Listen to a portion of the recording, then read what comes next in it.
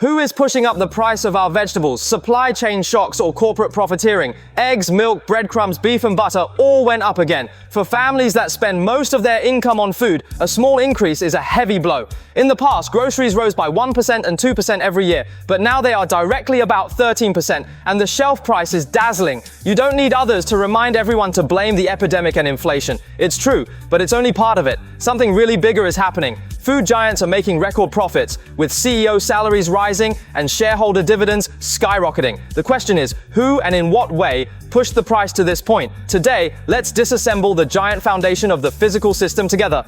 How does it deliver physical objects from all over the world to the shelves near your home? What is the company behind it thinking? What can be done? And why are they making so much now? Finally, a key answer is who is driving up grocery prices. Before the video starts, please subscribe to us, forward and like it. If you have a story of your own overseas life, you are welcome to contribute to us and share your life story with every friend on the internet.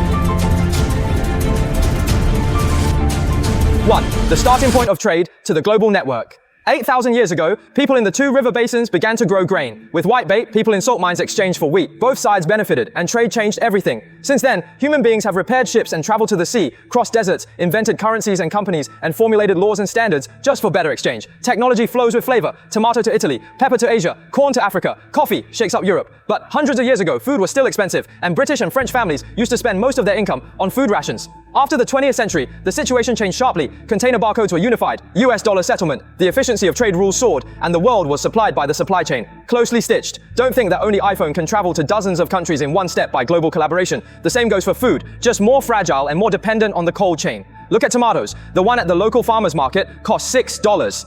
Industrial tomatoes in supermarkets are more evenly available. They come from Mexico. The United States imports about 4 billion pounds of tomatoes every year. The process is like this. Light picking ethylene, ripening, sorting, refrigerating, palletizing, refrigerated trucks go north for customs clearance, possibly changing the front, then sorting it into American distribution centers, loading and sending it to supermarkets. The whole journey takes about 9 days, 620 miles, and finally you buy it home with $2. Not only tomatoes, but also avocados can be bought in the severe winter. A large number of American vegetables come from other countries, but milk and meat are more complicated. The system is fantastic and inexpensive, as well as efficient and fragile. Any link goes wrong and the cost will be passed on to you and me. 3. The first layer of answers is that the supply chain impact is real. In the past 4 years, there have been one shock after another. The epidemic shut down meat processing plants.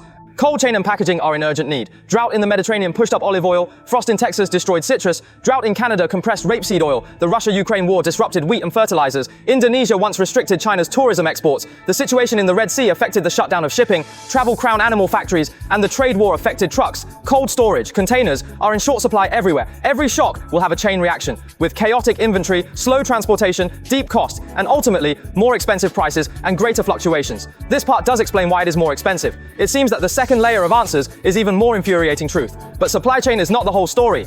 Enterprises find that as long as the price increase becomes an objective impact, consumers will have less resistance. They try to raise prices in small steps, but the demand does not drop significantly, so they continue to raise prices. It is a fact that the most typical egg avian influenza does exist, and tens of millions of poultry have been culled. But during this period, the profit of the largest egg producer in the United States tripled. Its stock price soared, and shareholder dividends soared from millions in the previous year to hundreds of millions of dollars, an increase of nearly 40 times. More importantly, the production of eggs in the United States has hardly fallen sharply, and this giant even produces more and sells more expensively. The conclusion is very harsh. The price has skyrocketed, far more than the supply is less than the demand, but the enterprise has the ability and motivation to raise the price to the height required to exceed the cost.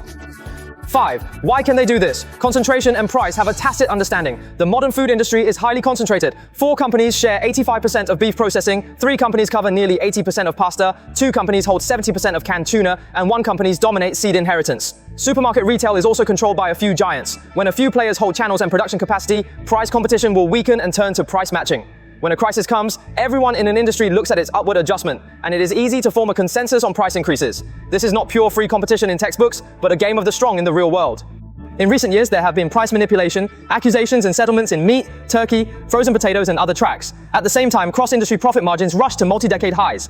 Many companies bluntly stated at the financial report meeting that pricing and efficiency improvements are enough to cover inflation and manufacturing management costs. The price increase of adult translation is higher than the cost increase. 6. Who is paying for this? In recent years, the cost of food has increased by 30% or more for a family of 4 who relies on frugality. More and more people are turning to government projects to maintain their meals, and taxpayers' money is equivalent to covering the inflated prices. This account, ordinary people don't hurt. 7. Is there a solution? There is some action on the way. A federal investigation into egg prices has been launched. The louder call is to restore the teeth of antitrust, dismantle the soil of overconcentration, and reduce coordinated price increases. At the level of the soil supply chain, we will promote regionalization and relocalization to hedge against global shocks. There are also negotiated price guardrails. Mexico negotiates with retailers and suppliers in the basic food column to push core ingredients such as rice, meat, and milk to an affordable range. Core foods have also seen double-digit declines over the past year. Food is not a vacation or a luxury car, it is a basic survival item. When the market fails, public power needs to play to ensure that the system serves consumers, not just the companies that provide food. 7. Solutions include antitrust enforcement to reduce overconcentration and curb coordinated price hikes. Promoting regional supply chains and local production can buffer global disruptions. Guardrails like Mexico's basic food price negotiations offer hope, lowering costs for essentials. Food isn't a luxury. Public intervention is crucial to ensure fairness. What choices do we support for a stable, transparent food system?